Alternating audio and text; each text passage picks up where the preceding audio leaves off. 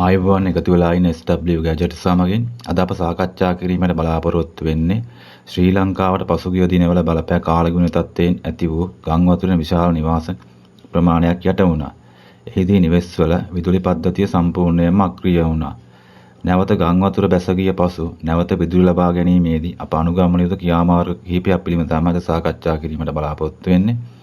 මුලින්ම කියනවා අපගේ YouTube නාලිකාව subscribe කරලා බෙල් අයිකන් එකත් ක්ලික් කරලා තියාගන්න මෙවැනි වටිනා වීඩියෝ නැරඹීම සඳහා. ගම් වතුරෙන් යට වූ නිවෙස්වල ජලය බැස ගියද වයර් සහ ස්විච් වල තෙතමනය රැඳී තිබිය හැක. එබැවින් වෘත්තීය විදුලි කාර්මිකයෝ හෝ ඒ සම්බන්ධ දැනුම ඇති පුද්ගලයෙක් ලවා පරීක්ෂා කරගන්න පුළුවන් නම් වඩාත් හොඳයි.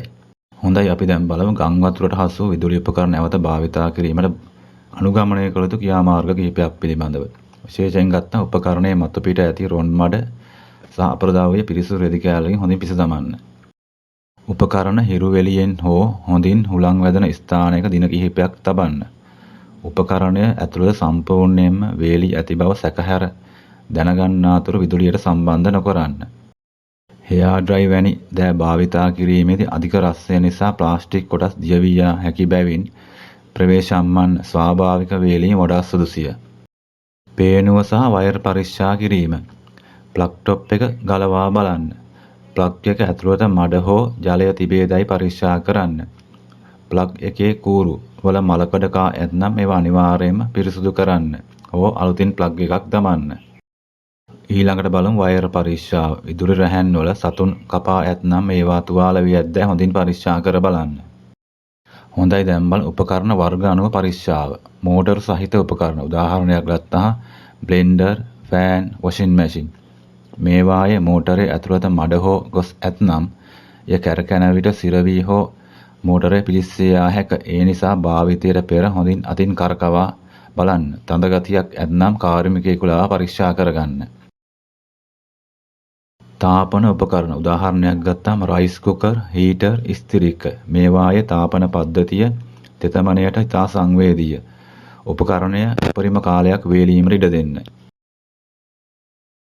ඉලෙක්ට්‍රෝනික උපකරණ උදාහරණ ටීවී, රේඩියෝ, පරිගණක. මේවා ගම් වතුරට යට වී ඇතනම් නිකම් වේලා පාවිච්චි කිරීම අවදානම්ම. පරිපත පුවරු, විශේෂ දියර එහෙම කියන කන්ටැක්ට් ක්ලීනර්, තිනර් යොදා සුද්ධ කළ යුතුය බැවින් අලුත් වැඩියා කරන්නක වෙත යොමු වීම වඩා සුදුසුය.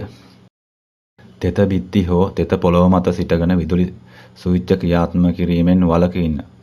සුළු හෝ විදුලි කාන්දුවකින් මරණය පවා අත්විය හැකිය.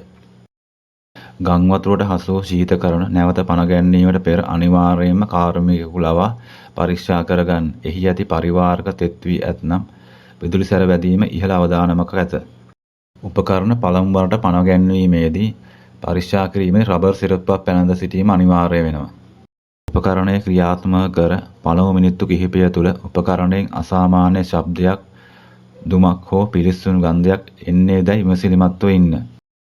ගම් වතුර තත්ත්වයක් ඇති වූට විදුලි පද්ධතිය ආරක්ෂා කර ගැනීම සහ විදුලි අනතුරු වළක්වා ගැනීම ඔබගේ පවුලේ අයගේ ජීවිත ආරක්ෂාව හඳ අතිශයින් වැදගත් වෙනවා. හොඳයි අද අප සාකච්ඡා කරේ ගම් වතුර බැස ගිය පසු නැවත විදුලිය ලබා ගැනීමේදී අපි අනුගමනය කළ යුතු ක්‍රියාමාර්ග කිහිපයක් පිළිබඳව. ඔබට මේ වීඩියෝ එක සම්බන්ධව කිසියම් ගැටලුවක් ඇත්නම් පහලින් ඉදිරිපත් කරන්න. රැඳී සිටියාට බොහොමත්ම ස්තුතියි. නැවතත් මෙවැනි වීඩියෝ එකකින් හමු වෙමු.